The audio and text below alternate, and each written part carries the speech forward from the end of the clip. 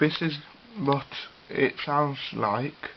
This is what quality it sounds like if you record music from your laptop earphone port straight into the audio input of your CD player. My boombox has a separate audio in button, and I will play you a sample. See? That's because I use an auxiliary cable.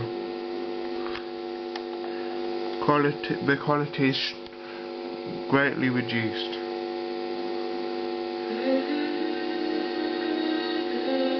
As you can tell.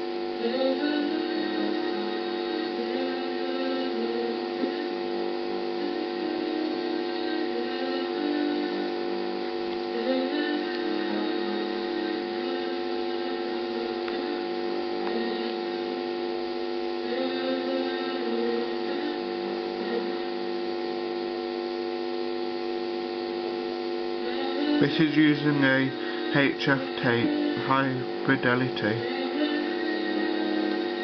and you can tell the quality is greatly reduced, and that buzz.